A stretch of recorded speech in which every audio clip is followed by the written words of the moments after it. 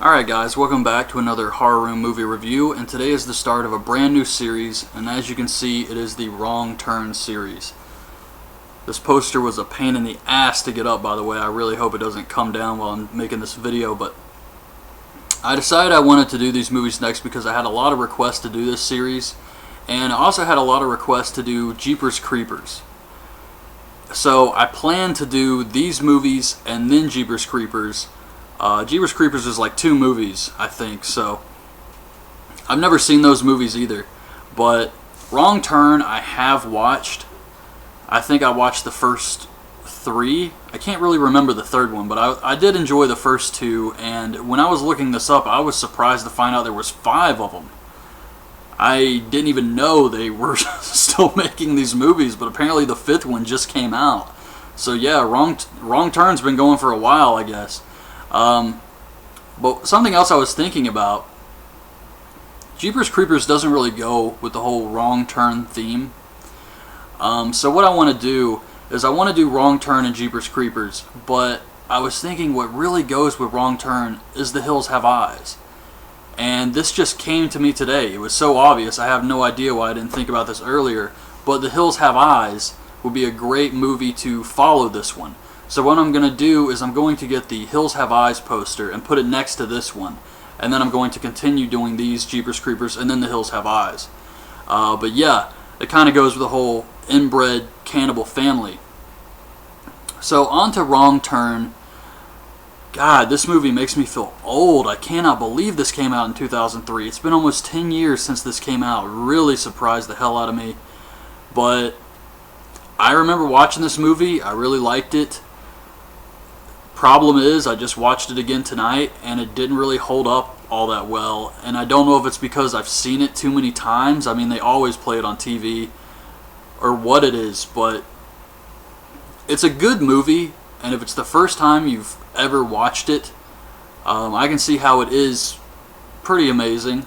Well, I don't want to say amazing. It's not amazing by any means, but it's a decent movie. So if you haven't seen it, I would definitely recommend checking it out. But there's really not a lot to keep you coming back to this movie. But obviously, it was good enough to create an entire franchise of these 5 movies. So there is something to it. I enjoy the cannibal crazy family in the woods theme, so I did enjoy the movie for what it was. But watching it again, it's an hour and 24 minutes, and there's really just not a lot of gore or anything like that. It's really just about the chase, them running from the family the whole time. So anyways, on to the actual movie. Had a budget of $12 million, made back $28 million, so I guess that's not too bad. This was the only one released in theaters too. The rest are all direct to DVD. But we see a couple rock climbing in West Virginia. The man climbs to the top of the rock and something kills him. His blood starts dripping down on the woman, and then he gets thrown off the top of the rock. So something starts to pull her up, and she has to cut the line, and then she falls off the rock.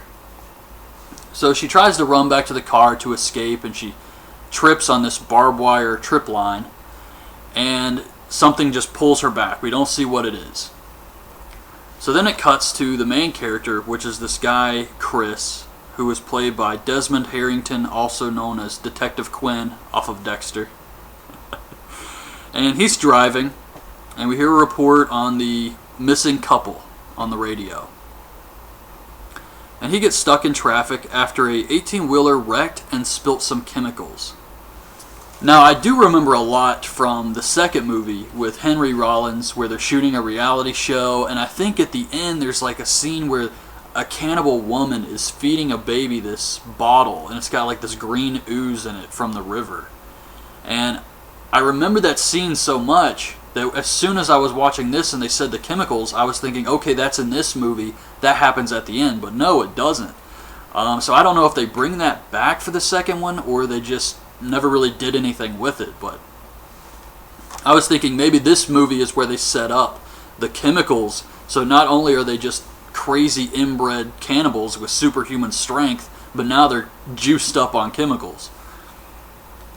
So he takes a back road to avoid traffic. He runs into a creepy gas station. He uses the map to find a path to avoid the traffic. And while he's driving, Quinn is a terrible driver. He's messing with his CDs, he's looking at the scenery, he's fixing his hair in the mirror, and of course he hits a car. Nothing popped out, nothing caused him to wreck, he's just a shitty driver. So he hits this car, and we find out that it's Jesse, Scott. Jesse is Eliza Dushku, which is the girl in the poster. What happened to her? I mean, I remember around this era of the early 2000s, she was in like everything. Like this movie, Jay and Silent Bob, The New Guy. She was in all types of movies, and now it's like nothing. I mean, I'm sure she's still working, but I can't name anything she's been in like 5 years. But anyway, he hits their car, and it's 2 guys and 3 girls. Jesse, which is Eliza Dushku, Scott, Carly, Evan, Francine. And at first they're pissed off, but they decide they're going to go look for some help, and the Scott guy is really nice about the whole situation. So Scott, Carly, Jesse, and Chris leave. Evan and Francine stay with the cars. They start getting high. Eventually, Evan goes missing. So Francine goes in the woods to try and find Evan. She finds his ear, and then something grabs her with this weird barbed wire choke thing and just pulls her up, and she's dead. So that's 2 characters gone right away. One who died off camera. So that happens a lot in this movie. So let me see where I'm at here. The other group goes to try and find some help for these wrecked vehicles. They see a fire in the woods, but no one's around. They make it to a cabin, and of course no one answers, so they just go right in. Carly apparently says that she needs to pee. And you want to go here? In this dirty ass cabin? I mean, you're in the middle of the woods. You can go anywhere. But she insists on going in this strange cabin. It was ridiculous. But they go in, and of course they find all this weird stuff. Belongings of victims, a bunch of sunglasses. They find a pot of stew cooking. And of course, a refrigerator and a bathtub full of body parts. So now they're freaking out. We gotta go now. And they see the hillbilly cannibal family pull up, towing their wrecked cars. There's no back door, so they have to hide. And the family comes in, they drop the body of Francine down, and after they cut up her body, they decide to take a nap. So the other guys decide this is their chance to escape. They try to make a run for it, and as Quinn looks back, he sees one of the cannibals just staring right back at him. And I really liked that scene. That was great. So they take off running, and they find a field full of cars, all the victims' cars. The cannibals show up. Chris decides that he's going to be a distraction so that the others can make it to the cannibals' truck and then escape. So he runs towards the woods and gets shot in the leg. And then Scott decides he's going to try and be a distraction, so he takes off. And Chris, Carly, and Jesse make it to the truck. They open the door. Evan's body falls out. But they're able to get inside the truck. And we see the cannibals. There's 3 of them. Big cannibal, medium cannibal, and little cannibal. And apparently they have names. 3-finger, sawtooth, and 1 eye. But I'm just going to call them big, medium, and small, because I have no idea which one's which. But they do steal the truck, and while Scott's running, he is almost to the truck, almost to safety. He gets shot with 3 arrows in the back. So he's out. So the rest of them continue driving. They reach a dead end.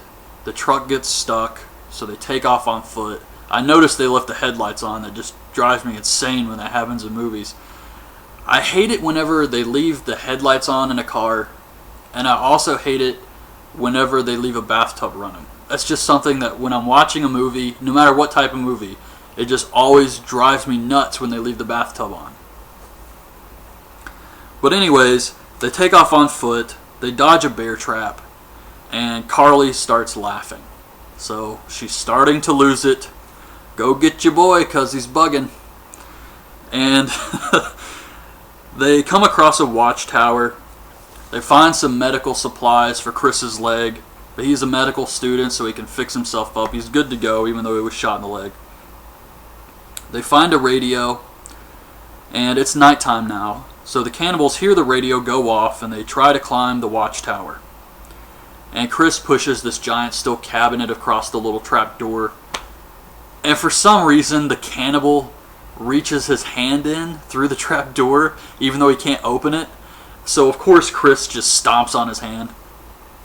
But they see smoke, and they realize that the cannibals have lit the watchtower on fire. They're trying to smoke them out, and the only way they can escape is to jump and try and hit some branches on the way down. And I mean, they are way up in the air here. So they have a long way to go. So they jump out the window, and Jesse's the last one to go, and she jumps out back first. Like, that's a good idea. So she just cracks her back across a branch. But she catches it, she holds on to the thing. But yeah, it was just completely ridiculous. She just jumps out back first. So they're stuck in this tree. And the cannibals are at the bottom trying to chase them. One of them shooting arrows at them the whole time. And the little cannibal climbs up the tree to try and go after him. He ends up catching Carly and cuts her head off with an axe. Jesse gets the little cannibal to follow her, while Chris does the old trick where he pulls the tree branch back and then hits the cannibal with it, and he flies out of the tree. But these cannibals, they're indestructible. I mean, nothing keeps these guys down. So it doesn't matter how far he falls, he survives. So they make it to a cave behind a waterfall, and they sleep for the night. And the next day they find the road, and the cannibals show up. They knock Chris down a hill, and they take Jesse and kidnap her. Chris sees a policeman drive by. He stops him, and the cop says, "Are you the guys who called from the watchtower last night?" And he says, "Yeah," but before the policeman can do anything, he gets shot through the eye with an arrow. So he's taken out. And the cannibal comes down, and Chris hides in the woods. He takes the cop's body, throws him in the back of the police truck. He gets ready to drive off, and Chris runs back and climbs underneath it and holds on, Sideshow Bob style, and he takes him back to the cabin. So at the cabin, we see Jesse, who's tied up to a bed, and Chris throws some Molotov cocktails through the windows, setting the cabin on fire, and then he just drives the police truck right through the cabin, hitting the medium-sized cannibal. So he gets in a fight with the big cannibal. Jesse ends up shooting him in the neck with an arrow, and then the little one pops back out, and Chris wraps a chain around his neck, and Jesse cuts him with an axe. So as they're going to leave, all three cannibals start to get back up.